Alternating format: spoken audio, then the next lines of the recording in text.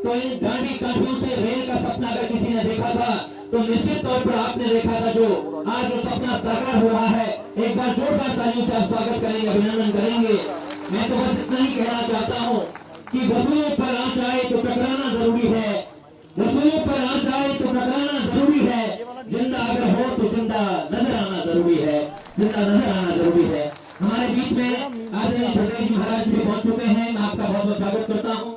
हमारे बीच में जिला पंचायत सदस्य हेमलता रावत जी, श्रीमती कुसुम रावत जी, मेरा आपसे भी आग्रह रहेगा कि मंच पर अपना स्थान ग्रहण करने का कष्ट करेंगे।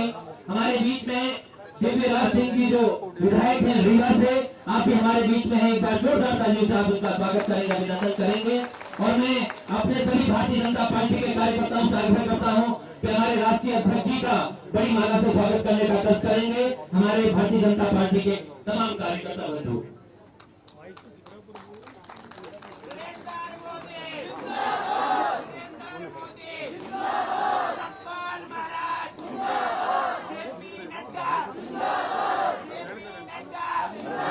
आपकी तालियां लगातार बजती रहनी चाहिए, तालियों का कंजूसी लग रहा है आप लोग।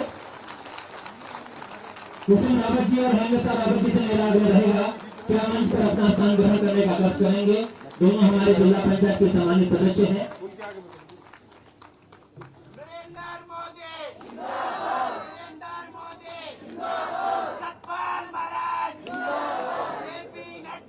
इसी क्रम को आगे बढ़ाते हुए हमारे भारतीय जनता पार्टी के राष्ट्रीय प्रवक्ता, राज्यसभा के सांसद आदरणीय अनिल बलूनी जी से आग्रह करता हूं कि आप अपनी बात हम सबके बीच में रखेंगे। आदरणीय अनिल बलूनी जी।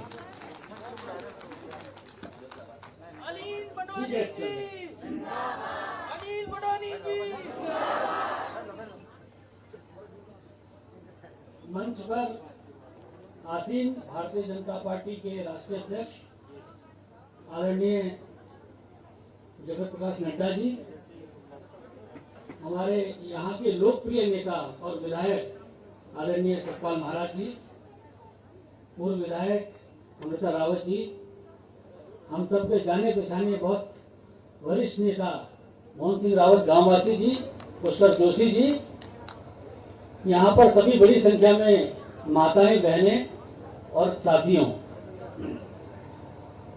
आज हम लोगों के लिए चौबट्टा खाल के लिए, इस पौड़ी जिले के लिए बहुत बड़ा दिन है कि दुनिया की सबसे बड़ी पार्टी के राष्ट्रीय अध्यक्ष जगत प्रकाश नड्डा जी हम लोगों के बीच में हैं। और मैं आप लोगों को बताना चाहता हूं, नड्डा जी हिमाचल प्रदेश के, हमारे पड़ोस के प्रदेश के रहने वाले हैं और हम जैसे सब पहाड़ के लोग हैं, आप भी पहाड़ी हैं और इसी तरह के पहाड़ में उनका घर है। पहाड़ के दर्द के बारे में नड्डा जी बहुत अच्छी तरीके से जानते हैं। अभी हेलीकॉप्टर से जब आ रहे थे तो मुझसे कह रहे थे कि देखो अनिल, हमारे पुरखों ने इन पहाड़ों को कैसे काट काट के कितना खून पसीना एक करके इनको खेत बनाया है। बहुत कितने वीर लोग पहाड़ के लोग हैं। पहाड़ के दर्द के बारे में, पहाड़ के संस्कारों के बारे में, पहाड़ के रीति रिवाजों के बारे में आदरणीय नड्डा जी बहुत अच्छी तरीके से जानते हैं। वो सब जानते हैं कि उत्तराखंड के चौबट्टा खाल के लोगों को क्या क्या परेशानी है। कोई बाहर के नेता की तरह बताने की जरूरत नहीं है। और साथियों, मैं आप लोगों को बताना चाहता हूँ, मैं आप माननीय नड्डा जी के साथ काम करता हूँ। दिल्ली में जब भी हम कहीं सफर कर रहे होते, जब थोड़ा समय मिलता है तो नड्डा जी और हम पहाड़ के बारे में अक्सर बातें करते हैं। आपका घर हिमाचल प्रदेश में बिलासपुर है, वहाँ के पहाड़ के बारे में और खूब यादें करते हैं कि कैसा पहाड़ का जीवन होता है, कैसे पौधे की रोटी खाते हैं वहाँ पर। इस तरह की तमाम बातें आदरणीय नड्डा जी करते हैं। आप सबके दर्द के बारे में और आप सबके हर चीज के बारे में नड्डा जी की जानकारी है। अब नड्डा जी और हम सबकी क्या चिंता है कि इस उत्तराखंड, इस पहाड़ का विकास कैसे हो। ये पहाड़ का जो मोदी जी ने कहा है कि अगला दशक, आने वाले 10 साल इस उत्तराखंड के होंगे, तो ये उत्तराखंड के कैसे 10 साल होंगे, ये उत्तराखंड सर्वश्रेष्ठ राज्य कैसे बने, ये मोदी जी की चिंता है और माननीय नड्डा जी की चिंता है कि आने वाले 10 सालों के अंदर उत्तराखंड पूरे हिंदुस्तान का सबसे पहला राज्य कैसे बन जाए। और ये उत्तराखंड जब अगला दशक उत्तराखंड का होगा तो कैसा होगा। जितनी माताएं बहनें बैठी हैं, सबको हम सब जानते हैं आपके मन की चिंता क्या है, आपके मन का दर्द क्या है। घर का लड़का बेरोजगार बैठा है, सबका दर्द है ये। मैं तो यही पौड़ी का रहने वाला हूं, मुझे पता है क्या घर में क्या सोचते हैं। जब कोई बीमार होता है चौबट्टा खाल में तो कहाँ कोटद्वार भागता है और कोटद्वार से दिल्ली भागता है। हम लोगों को पता है कि किस तरह से पहाड़ का मुश्किल का जीवन है, चौबट्टा खाल में कैसे स्वास्थ्य की सुविधाएं हों, हमारा कोई भी व्यक्ति बिना इलाज के कोई गुजर ना जाए, ये चिंता हम सब की है। और जब अगला दशक उत्तराखंड का होगा तो किसी को बिना इलाज के कोई ना रह पाए, बिना रोजगार के कोई ना रह पाए, ये हम लोगों की चिंता है आने वाले समय। साथियों, आप सबको पता होगा, मैं सांसद बना सबसे पहले मैंने कोटद्वार में आईसीयू बनाया। मुझे पता था कि चौबट्टा खाल के हमारे भाई बहन जब आते हैं तो कैसे कोटद्वार में आईसीयू की जरूरत पड़ती है। और आज पूरे कोविड में वो आईसीयू पूरे उसने उत्तराखंड के लोगों की, पौड़ी जिले के चौबट्टा खाल के लोगों की सेवा की। इसलिए आप सबको डबल इंजन को दोबारा से जिताना है, डबल इंजन को फिर लेके आना है। और देखिए हमारे पास कैसे प्रत्याशी है, मतलब एक हमारे महाराज जी किस प्रकार के प्रत्याशी है। आप चौबट्टा खाल से निकलिए, जाइए देश में, दूर दूर जाइए, विदेशों में जाइए, सतपाल महाराज जी के नाम पर किस प्रकार की श्रद्धा लोगों में है, ये समझ नहीं सकेंगे यहाँ लोग। मैं बनारस में चुनाव में था, मैं महाराज जी का मैंने रोड शो देखा, मैंने देखा कितना बड़ा रोड शो महाराज जी का जा रहा था। तो मैंने बोला ये बताओ, हमारे घर पे तो हम लोग इतना बड़ा रोड शो करते नहीं उनका, और पूरे देश विदेश के अंदर महाराज जी की इतनी प्रतिष्ठा है। तो आप सब लोगों को आने वाले दिनों में तय करना है कि कैसी सरकार बनानी है। उत्तराखंड के अंदर केदारनाथ की विकास करने वाली और उत्तराखंड की विकास करने वाली सरकार चाहिए या विनाश करने वाली सरकार चाहिए।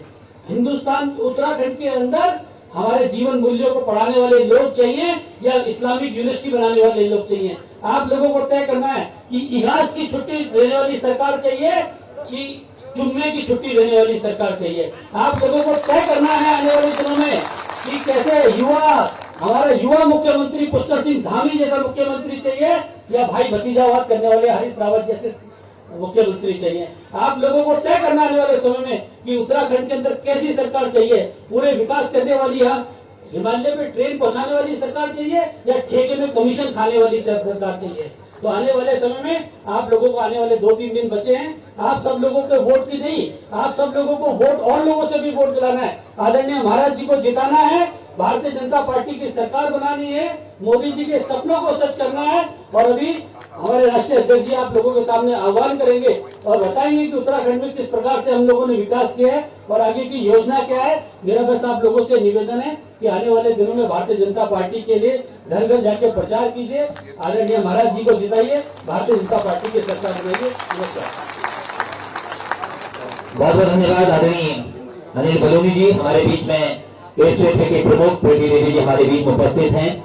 हमारे बीच में युवा मोर्चा के पौड़ी के अध्यक्ष सौरभ नौरियाल जी भी हमारे बीच में उपस्थित हैं, आपका भी स्वागत। युवा मोर्चा पौड़ी के उपाध्यक्ष अनुराग चमोली जी उपस्थित हैं। हमारे प्रवासी प्रभारी राजेंद्र देवता जी हमारे बीच में उपस्थित हैं, सुरजीत जी हमारे बीच में उपस्थित हैं, विस्तारक हमारे सूरवीर गुसाई जी उपस्थित हैं, हमारे पूर्व प्रमुख नरेंद्र टंडियाल जी हमारे बीच में उपस्थित हैं और तमाम लोग हमारे बीच में उपस्थित हैं। मैं आप सबका स्वागत करता हूं। इसी क्रम को आगे बढ़ाते हुए इस क्षेत्र की पूर्व विधायक और पूर्व कैबिनेट मंत्री श्रीमती अमृता रावत जी से मैं आग्रह करूंगा कि आप अपनी बात हम सबके बीच में रखेंगे। श्रीमती अमृता रावत जी।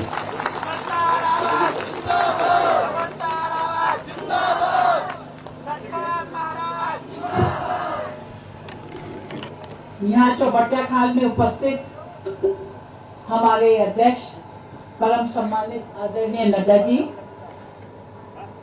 यहाँ चौबट्टा खाल के विधायक और मंत्री आदरणीय सतपाल जी महाराज जी, मेरे भाई श्री अनिल बलूनी जी, यहाँ मंच पे उपस्थित हमारे इस जिले के प्रभारी आदरणीय अशोक ठाकुर जी, हमारे राजेंद्र दत्ता जी, यहाँ पे उपस्थित डॉक्टर सिंहवाल जी, यहाँ पे उपस्थित ब्लॉक प्रमुखा दीप्ति जी और यहाँ पे उपस्थित दिव्यराज सिंह जी, हमारे बड़े वयोवृद्ध आदरणीय श्री ग्रामवासी जी महिपाल सिंह जी, तलवार जी, हमारे दिनेश, हमारे दानू जी तथा यहाँ पे उपस्थित मंच में सभी हमारे भारतीय जनता पार्टी के कर्मठ और जुझारू कार्यकर्तागण, पदाधिकारीगण तथा इस पंडाल में उपस्थित मेरी सभी सम्मानित बुजुर्गों, मेरी माताओं, मेरे भाइयों बहनों, पत्रकार बंधुओं, ये आज बड़ी खुशी की बात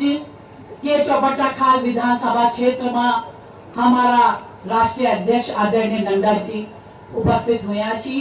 मैं हृदय से आप सब जनता की तरफ से हृदय से उनका आभार प्रकट कर दूं, उनका धन्यवाद दूं।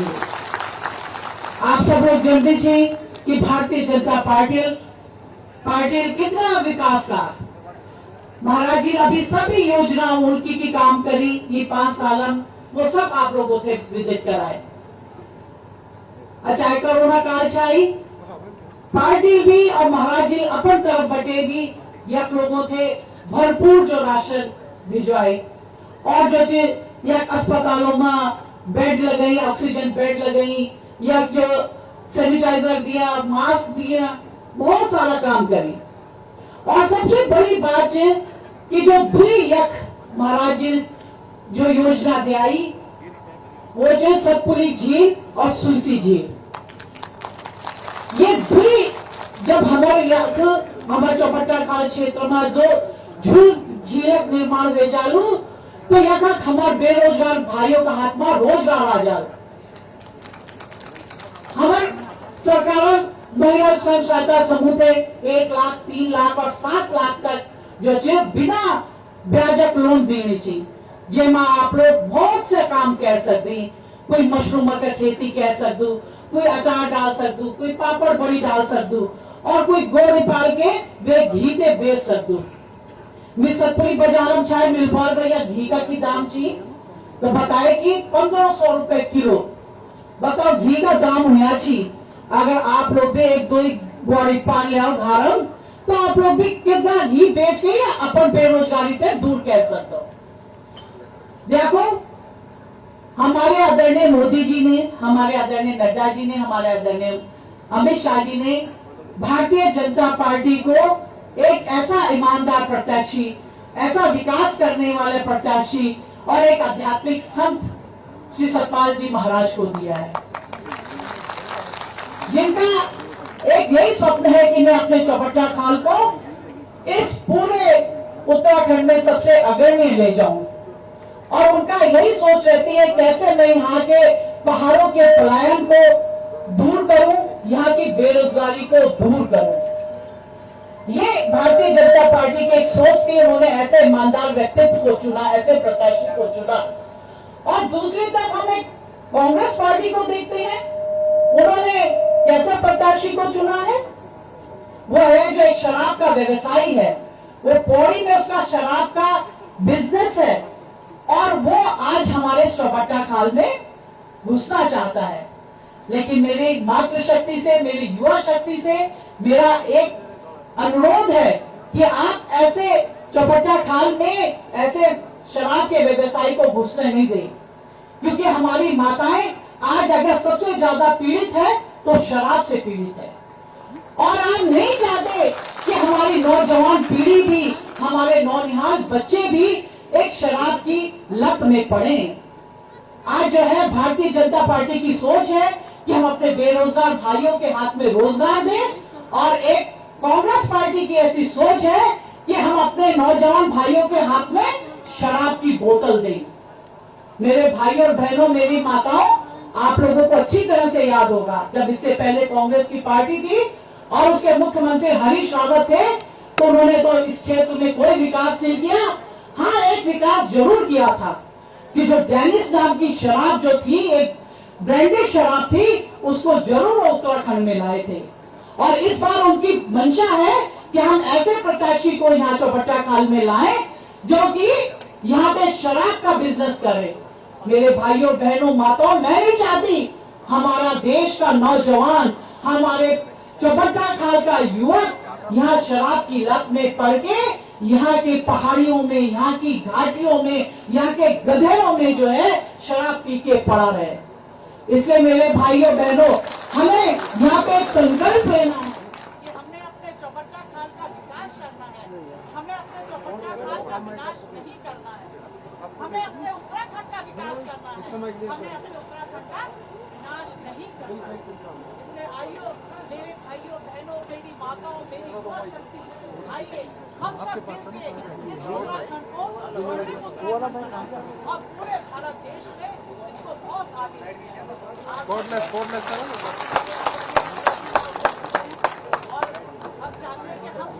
विचारों को यहाँ पे सुने, वो हमारे लिए क्या क्या नई नई योजना लाएंगे।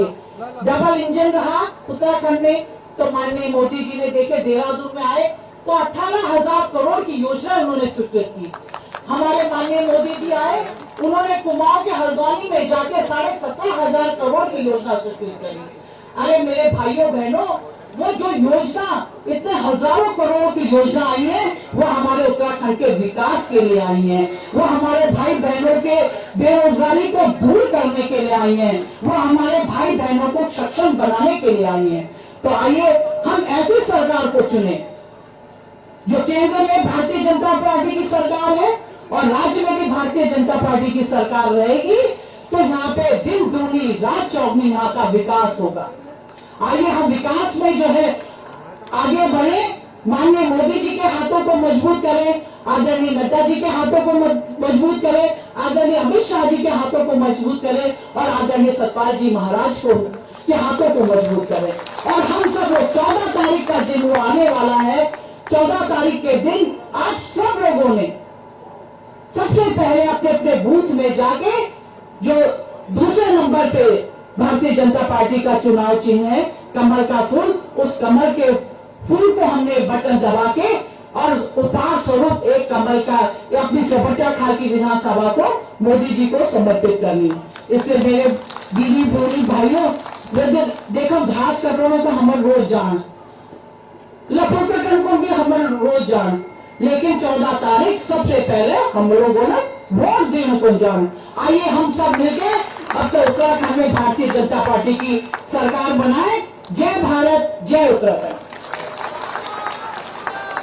बहुत बहुत धन्यवाद। एक बार जोर से नारे लगाएंगे, भारत माता की, भारत माता की।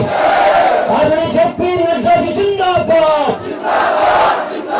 आदरणीय जेपी नड्डा जी जिंदाबाद, आदरणीय सतपाल जी महाराज जिंदाबाद, आदरणीय सतपाल जी महाराज जिंदाबाद। हमारा विधायक कैसा हो, हमारा विधायक कैसा हो। हमारे तमाम यहाँ पर कार्यकर्ता बंधु जो सुबह से लगे हैं, हमारे पोखरा एकेश्वर मंडल के तमाम पदाधिकारी मंडल के बूथ के अध्यक्ष, पालक, शक्ति केंद्र के संयोजक, हमारे ग्राम प्रधान, क्षेत्र पंचायत के सदस्य, वार्ड मेंबर और हमारे तमाम लोग हमारे बीच में उपस्थित हैं। मैं पुनः आप सबका, क्योंकि सबका नाम लेना संभव नहीं है, मैं इससे सबका यहाँ पर हार्दिक स्वागत करता हूँ, अभिनंदन करता हूँ। हमारे युवा मोर्चा के हमारे तमाम लोग जो सुबह से काम कर रहे हैं, हमारे तमाम पदाधिकारी जो इस कार्यक्रम को इस कार्यक्रम की शोभा बनाने को लेकर सुबह से काम कर रहे हैं, मैं चाहता हूँ कि एक बार जोरदार तालियां आप उनके लिए बजाने का कष्ट करेंगे। हमारे बीच में ऋषि कंडवाल जी हमारे बीच में हैं, जो पूर्णकालिक की रचना को देख रहे हैं। और मैं हमारे राष्ट्रीय अध्यक्ष जी को बुलाने से पूर्व मैं थोड़ा उनके जीवन परिचय पर बताना चाहता हूं कि, और मैं राष्ट्रीय अध्यक्ष जी को आमंत्रित करता हूं कि एक बार जोरदार तालियों से आप सबके बीच में हमारे राष्ट्रीय अध्यक्ष जोरदार तालियों से स्वागत करेंगे। आदरणीय जेपी नड्डा जी जिंदाबाद, आदरणीय जेपी नड्डा जी जिंदाबाद।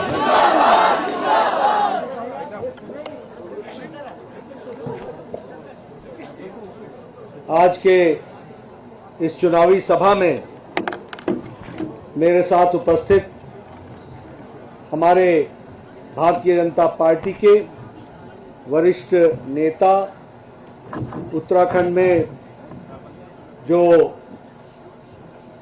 अपनी सेवाएं प्रदान कर रहे हैं और यहाँ के लोकप्रिय प्रत्याशी हैं, सम्माननीय श्री सतपाल जी महाराज, हमारे राज्यसभा में मेरे सहयोगी और वरिष्ठ साथी श्री अनिल बलूनी जी, हमारे जिला के अध्यक्ष श्री संपत रावत जी, पूर्व में विधायक और मंत्री आदरणीय श्रीमती अमृता रावत जी, श्री महिपाल नेगी जी मंडल के अध्यक्ष, श्रीमती शांति देवी जी जिला के पंचायत अध्यक्ष, श्री दिव्यराज सिंह जी विधायक सिरमौर, डॉक्टर मोहन सिंह रावत जी, सतराज जी, अशोक ठाकुर जी, सम्मानित मंच और यहाँ उपस्थित अपने चौबट्टा खाल में एकत्र आए देवियों और सज्जनों, मेरे युवा साथी और मीडिया के मेरे साथी, प्रिंट मीडिया और इलेक्ट्रॉनिक मीडिया के साथी, ये मेरा सौभाग्य है कि मुझे आज इस चुनावी सभा के माध्यम से इस देवभूमि में आने का सौभाग्य मिला और देवभूमि में भी चौबट्टा खाल आने का सौभाग्य मिला और आप सब देवतुल्य सज्जन वृंद के दर्शन करने का मौका मिला। मैं आपको नमन करता हूं। ये उत्तराखंड की भूमि, जिसे हम क्रांतिकारी की भूमि भी कहते हैं, ऋषि मुनियों की भूमि भी कहते हैं, देवी देवताओं की भूमि भी कहते हैं और देश की आजादी के लिए सर्वस्व अपना न्योछावर करने वाले ऐसे वीर भूमि भी कहते हैं। ऐसे वीर भूमि को मैं नमन करता हूं। यहां चुनाव के इस कार्यक्रम में मुझे आने का सौभाग्य प्राप्त हुआ।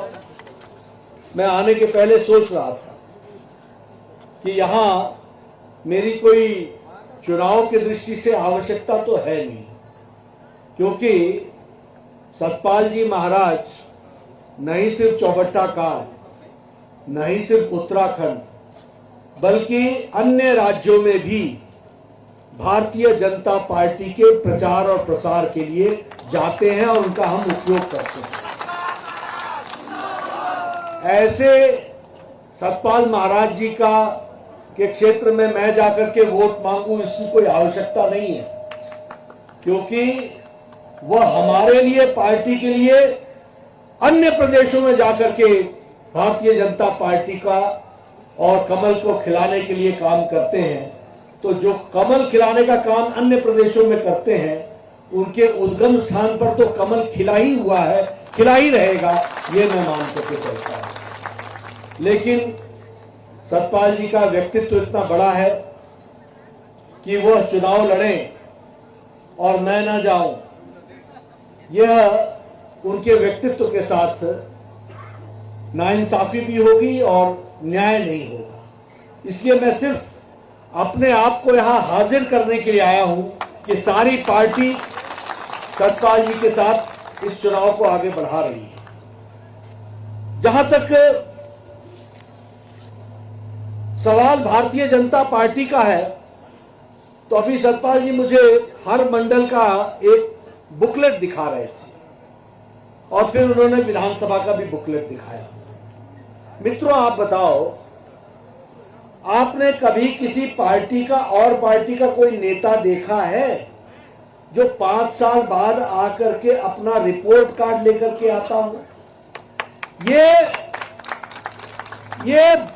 सतपाल महाराज जी हैं, ये भारतीय जनता पार्टी है, ये मोदी जी की संस्कृति है, जहां हमारा नेता छाती ठोक करके जनता के बीच में जाता है 5 साल बाद और कहता है मैंने जो कहा था वो किया है, जो कहेंगे वो करके दिखाएंगे। इसलिए ये रिपोर्ट कार्ड लेकर के आए।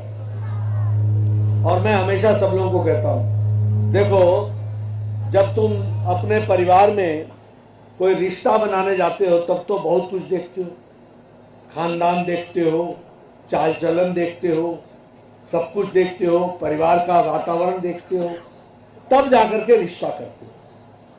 अब ये इलेक्शन आया है, इलेक्शन में आप 5 साल किसी को वो अगले अपना वोट देने वाले हैं। आपके पास क्या आधार है कि जो आज मैं कह रहा हूं वो मैं कल करूंगा? आपके पास क्या आधार है कि जो मैं कह रहा हूं वो मैं करूंगा? इसका आधार सिर्फ एक है और वो आधार ये है कि जो मैंने पीछे किया है वही तय करेगा कि मैं आगे क्या करने वाला हूं। और सतपाल जी को जब आप याद करेंगे तो आप देखेंगे कि किस तरीके से उन्होंने चौबट्टा खाल की सेवा की है, किस तरीके से विकास किया। एक रिपोर्ट कार्ड लेकर के आए हैं, जनता में एक नई दृष्टि दिशा देकर के काम कर रहे हैं। पहाड़ के पलायन को रोक रहे हैं, नहीं सिर्फ चौबट्टा काल के बल्कि उत्तराखंड के। और मैं उनको चौबट्टा काल से नहीं जोड़ता हूं, चौबट्टा काल तो उद्गम स्थान है, वो सारे प्रदेश के हैं और सारे प्रदेश को विकास के लिए अपनी दृष्टि से चल रहे हैं, सबका काम करते हैं, सबका ध्यान रखते हैं। तो इसलिए जहां चुनाव की बात आती है तो हम एक तरफ पार्टी को जहां आगे बढ़ाते हैं, वहीं सामाजिक दृष्टि से भी और सामाजिक दृष्टि के साथ साथ इस देश के, इस प्रदेश के विकास के लिए आध्यात्मिक दृष्टि से, सांस्कृतिक दृष्टि से कैसे विकास किया जा सकता है, इसकी चिंता करते हैं। और मुझे खुशी है कि यह जिम्मेवारी सतपाल जी को आई, जिन्होंने टूरिज्म के माध्यम से, भारत की संस्कृति के माध्यम से उत्तराखंड की संस्कृति को, उसको विकसित किया। और मोदी जी का जो उत्तराखंड से प्यार है, जो केदारनाथ से प्यार है, जो बद्रीनाथ से प्यार है, जो बागेश्वर से प्यार है, जो जागेश्वर से प्यार है, जो इन स्थानों से प्यार है, इस संस्कृति से प्यार है, वो किसको है? और अगर मोदी जी पूरी ताकत के साथ पूरा आशीर्वाद दे रहे हैं तो उसको धरती पर उतारने का काम सतपाल जी ने चौबट्टा काल से लेकर पूरे उत्तराखंड में किया है। ये हमें दावे के साथ है। आज आदि शंकराचार्य की समाधि का उद्घाटन प्रधानमंत्री जी ने किया। उस समाधि में आदि शंकराचार्य जी की मूर्ति लगी। केदारनाथ में जिस तरीके से काम चल रहा है वो भी आप सबके माध्यम से मालूम है। और आपको मालूम होगा कि जब केदारनाथ की ट्रेजेडी हुई थी तो मोदी जी ने कहा था, मुख्यमंत्री थे, कि मुझे मौका दे दो, मैं केदारनाथ को सुधार दूंगा। उस समय की उत्तराखंड की सरकार ने नहीं करने दिया। भगवान ने सुन ली, उनको प्रधानमंत्री बनाया और उन्होंने उत्तराखंड की सुध ली और फिर से विकास के काम को आगे बढ़ाया है। मित्रों, यहाँ 4 धाम केदारनाथ, बद्रीनाथ, यमुनोत्री को जोड़ने का काम चल रहा है। 900 किलोमीटर की सड़क बन रही है, 4 लेन की बन करके तैयार हो रही है। उसके साथ साथ 12,000 करोड़ रुपए खर्च हो रहे हैं। कभी हम पहाड़ वालों ने सोचा था कि इतनी चौड़ी चौड़ी सड़कें बनेंगी? कभी सोचा था कि हम इन सड़कों का उपयोग करके हम सीधे सीधे सही जगह पर पहुंचने में कुछ घंटों में हम पहुंच जाएंगे? और जब सतपाल जी रेल मंत्री थे तो तब उस समय इन्होंने एक काम को आगे बढ़ाया था और वो काम ये था कि सर्वे कराया था कि ऋषिकेश, कर्णप्रयाग किस तरीके से जुड़ सके। और आज मोदी जी भारत के प्रधानमंत्री बने, आज उसका काम शुरू हुआ है। 5,341 करोड़ रुपए की लागत से वो बन रहा है। उसको एक बदलता हुआ उत्तराखंड। सोचा था आपने कभी कि ऋषिकेश से लेकर के कर्णप्रयाग तक रेलवे लाइन बनेगी? उसमें भी 5,341 करोड़ रुपए खर्च होंगे।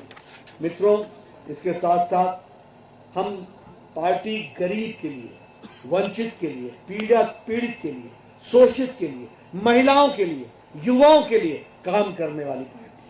अभी बहन अमृता जी ने आपके सामने अपनी भाषा में आपको बताया, मैं भाषा समझ रहा था कि किस तरीके से महिलाओं के विकास के लिए काम हो रहा है, महिलाओं के विकास के लिए काम किया जा सकता है, कैसे उनके रोजगार बढ़ रहे हैं, कैसे उनको रोजगार मिलेगा, किस तरीके से वो गांव में बैठ करके पलायन न करें और अपना जीवन याचिका चला सके, परिवार को आगे बढ़ा सके। ये सारी बात उन्होंने कही। लेकिन ये भी हमको ध्यान रखना चाहिए कि हर तरीके से विकास के लिए भारतीय जनता पार्टी कमिटेड है। देखिए, एक समय में आप लोग चूल्हा जलाने के लिए गांव में मवेशी के पीछे दौड़ते थे कि गोबर इकट्ठा होगा तो कंडा बनाएंगे, तो कंडा सुखाएंगे और कंडे को चूल्हे पे डालेंगे तो रोटी पकेगी, तो रोटी खाएंगे। था कि नहीं था? था कि नहीं? दूर गांव में जाते थे, दिन में जाकर के लकड़ियां काट के लाते थे तो चूल्हा जलाते थे और 200 सिगरेट का धुआं के बराबर चूल्हे का धुआं अपने फेफड़ों में लेते थे। मोदी जी ने आपके लिए यहाँ पर 10 करोड़ सिलेंडर, 10 करोड़ गैस के सिलेंडर पहुंचाने का काम किया और उसके माध्यम से एक विकास की एक नई कहानी लिखने का काम हुआ है। मैं यहाँ के बारे में अगर मैं बात करूं तो लगभग 3,65,000 गैस के चूल्हे और सिलेंडर प्रधानमंत्री मोदी जी ने उत्तराखंड में पहुंचाया और 10 करोड़ सारे देश में पहुंचाया। महिलाओं को मोदी जी ने आजाद कर दिया। अब महिलाओं के घर में हाथ में लाइटर होता है, वो लाइटर से ठक से जलाती है गैस का चूल्हा, 5 मिनट में पतिदेव को चाय पिलाती है, बोलती है चलो जाओ काम पर लगो, अब जाइए खेतों में जाइए काम करने। फर्क आया है कि नहीं आया है? ये महिलाओं का सशक्तिकरण है। मुझे याद है कि गांव में महिलाएं और बच्चे अपने दैनिक जीवन के लिए, के नित्य कर्म के लिए वो गांव में से बाहर जाते थे कि नहीं जाते थे? कोई शौचालय नहीं था, और जब शौचालय की बात कही तो कांग्रेस में लोगों ने खिल्ली उड़ाई कि ये शौचालय बनाएंगे, शौचालय बनाने की क्या आवश्यकता है। मित्रों, प्रधानमंत्री जी ने लगभग 11 करोड़ शौचालय देश में बनाए और 5 लाख शौचालय उत्तराखंड में बनाए। मतलब कि 5 लाख बहनों को उत्तराखंड में भी इज्जत में दी, घर में दिया, शौचालय घर में बनाया। अब उनको खुले खेतों में नहीं जाना पड़ता है, उनको इज्जत से घर में शौचालय की व्यवस्था की है। ये 5 लाख की संख्या, यानी महिलाओं को आजादी दिलाई, ये भी हमको याद रखना चाहिए। सौभाग्य योजना, घर में बिजली, गांव में बिजली, 18,000 गांव थे जिनको बिजली नहीं थी। आज 1000 दिन में मोदी जी ने 18,000 गांव में बिजली पहुंचाई और अब घर घर बिजली पहुंचाई। बोलिए, आप सबके घर में बिजली है कि नहीं है? सबके घर में बिजली है कि नहीं है? एक समय ऐसा था जब बिजली को लेकर के जेई बोलता था कि मैं तुमको आधी तार दूंगा, आधी तार तुम अपने आप खरीदो। अगर 200 मीटर की तार है तो 100 मीटर तू ला, 100 मीटर मैं दूंगा। और एहसान मारता था कि जैसे उसने बड़ा भारी एहसान कर दिया कि घर में बिजली पहुंचाने के लिए उसने 100 मीटर दे दी। साथ में जेई क्या बोलता था? जूनियर इंजीनियर बोलता था गांव के लोगों को ले आना, और खंबे के लिए 3 खंबे लगेंगे, गांव से 150 आदमी लेके आना, कंधे पर खंबा लेकर के चले जाना, जब खंबा गांव में पहुंचा दोगे तब मेरे को बुलाना, तब मैं आके तुमको बिजली दूंगा। अब मोदी जी ने सौभाग्य योजना में 2 करोड़ 62 लाख लोगों के घर में बिजली पहुंचाई है, और उत्तराखंड में 2,48,000 घरों में बिजली पहुंचाई है। और अब आप आज फॉर्म भरो, 10 दिन के अंदर जेई आपके घर में बिजली लगा करके जाएगा, खंबा खुद लाएगा, तार सरकार की ओर से देगा और खंबा बिजली लगा करके आपको देगा। यह परिस्थिति आज आकर के करेंगे। बताइए, उत्तर प्रदेश में, उत्तराखंड में सभी लोग आयुष्मान भारत से जुड़ गए कि नहीं जुड़ गए? जुड़ गए कि नहीं जुड़ गए? गंभीर बीमारी के लिए 5 लाख रुपए मोदी जी ने, और जो बच गए थे उनको पुष्कर धामी जी ने और सतपाल जी ने 5 लाख रुपए सालाना उनके इलाज की व्यवस्था की है। पहले किसी घर में, किसी गरीब के घर में कैंसर हो जाए तो जमीन बिक जाती थी, घर बिक जाता था। किसी को दिल की बीमारी हो जाए, ऑपरेशन कराना हो, तो बूढ़े को बोलते थे बाबा डॉक्टर ने कहा है कि घर में ही रहो, यही इलाज होगा तुम्हारा। इलाज करा नहीं सकता था बेचारा। आज मोदी जी ने और उसके बाद पुष्कर धामी जी ने, सतपाल जी ने, सबने आज उनके आशीर्वाद से 5 लाख रुपए हर साल 5 लाख रुपए इलाज के लिए, गंभीर बीमारी के इलाज के लिए देने की व्यवस्था की है। यह भी हमको याद रखना चाहिए, यह भी सभी हम लोगों को आगे बताना चाहिए। मित्रों, ये सैन्य धाम की जगह है, ये यहाँ सैन्य धाम की बात की गई। हर घर से फौजी, हर घर से देश का प्रहरी, हर घर से एक न एक आदमी फौज का देश के किसी न किसी बॉर्डर पर खड़ा है। तो यहाँ सैन्य धाम बनना चाहिए था, किसी ने चिंता नहीं की। आज मोदी जी यहाँ सैन्य धाम बना रहे हैं। 1 रैंक 1 पेंशन 1971 की डिमांड थी, आज दिन तक पूरी नहीं हुई। आज 1 रैंक 1 पेंशन 48,000 करोड़ रुपए मोदी जी ने सैनिकों के घर में पहुंचाया है, और उत्तराखंड में भी 1,16,000 सैनिकों को 1 रैंक 1 पेंशन से जोड़ा है। यह भी हमको याद रखना चाहिए। राहुल गांधी कहते हैं ये हवाई जहाज खरीदने से क्या होगा, ये हेलीकॉप्टर खरीदने से क्या होगा, ये तोप के बेड़े से क्या होगा, इससे देश मजबूत थोड़ी ना होता है। अरे तुमने तो देश खाली कर दिया था। आप बताओ, आज राफेल का बेड़ा आया हुआ है कि नहीं आया हुआ है? आप बताइए, चीनोक हेलीकॉप्टर का बेड़ा आ गया कि नहीं आ गया? आप बताइए, 20 साल से कोई तोप नहीं खरीदी गई थी, आज तोप का नया बेड़ा आ गया कि नहीं आ गया? आज हमारे नए जहाज बन रहे हैं कि नहीं बन रहे हैं, और भारत में बन रहे हैं कि नहीं बन रहे हैं। लगभग 10 लाख से ज्यादा हमारे AK-47, AK-56 असॉल्ट राइफल्स, इसकी व्यवस्था हुई है। यहां बुलेट प्रूफ जैकेट नहीं रह गया था फौजियों के लिए, आज बुलेट प्रूफ जैकेट तो हमारे भारत में है ही है। अब हम दूसरे देशों को भी बुलेट प्रूफ जैकेट पहुंचा रहे हैं। ये हमने काम किया, इसको भी हमको याद रखना चाहिए। इसलिए देश की सुरक्षा के लिए, और राहुल कहां से समझे कि देश की सुरक्षा होती क्या है, ये क्या जाने, ये इस तरीके की चर्चा करने वाले। लेकिन हमारे प्रधानमंत्री जी ने देश सुरक्षित करने के लिए हर तरीके का काम किया। अभी सतपाल महाराज जी वैक्सीनेशन की बात कर रहे थे। बोलिए, अमेरिका में कोरोना के कारण मुसीबत है कि नहीं है, और यूरोप में मुसीबत है कि नहीं है, और ये 130 करोड़ का देश, सारे लोग डबल वैक्सीनेशन लगा करके तैयार है कोरोना के साथ भी और आगे बढ़ने के लिए। सारे देश को सुरक्षित किया है तो मोदी जी ने किया है, और मुफ्त। जब ये वैक्सीन बन रही थी तो कहते थे ये मोदी वैक्सीन है, कहते थे ये बीजेपी की वैक्सीन है। कितना लोगों को गुमराह करने की कोशिश की, देश को गुमराह करने की कोशिश की, देश के खिलाफ काम किया इन लोगों ने।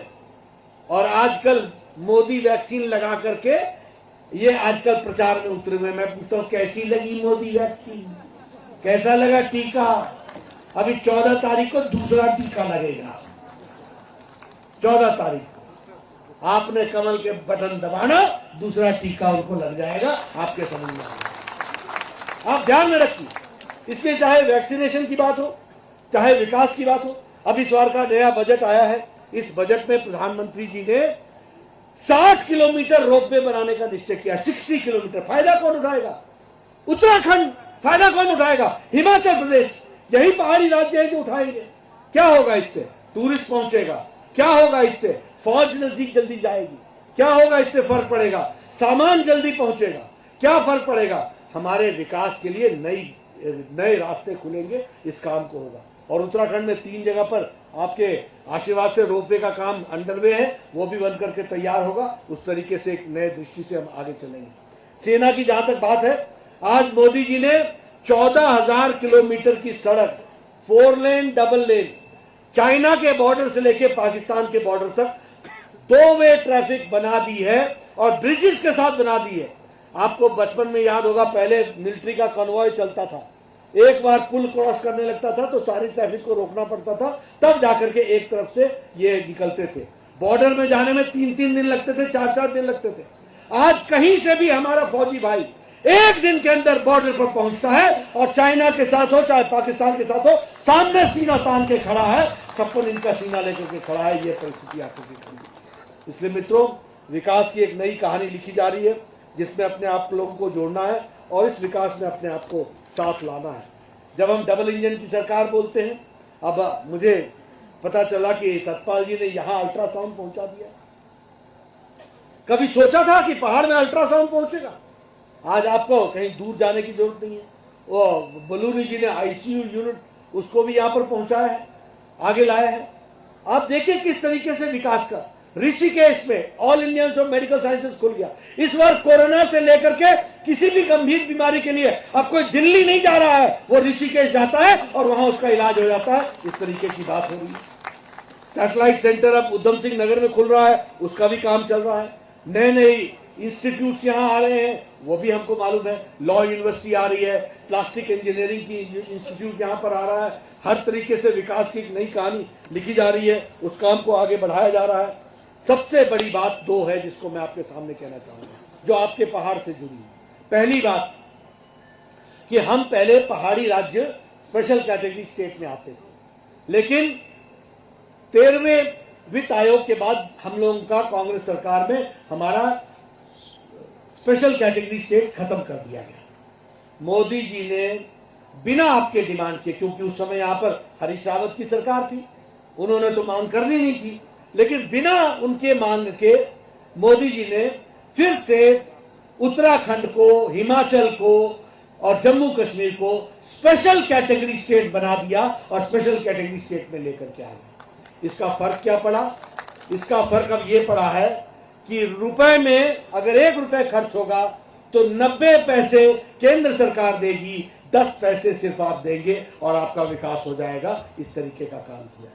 और बाकी प्रदेशों में 40 देना पड़ता है, 60 वो देते हैं। यहां पर 90 केंद्र देगा, 10 आपको देना पड़ेगा और विकास के काम को आगे बढ़ाया जाएगा। दूसरी बात कि मोदी जी ने प्रधानमंत्री ग्रामीण सड़क योजना में 250 से नीचे की बस्ती को भी पक्की सड़क से जोड़ने का निर्णय ले लिया है प्रधानमंत्री ग्रामीण सड़क योजना के तहत। पहले क्या था, 1000 से ऊपर की बस्ती जुड़ती थी, फिर बाद में अटल जी ने उसको 500 किया पहाड़ी राज्यों के लिए, आज वो 250 से नीचे उतर करके आ गया। तो उस तरीके से विकास की एक नई कहानी लिखी जा रही है।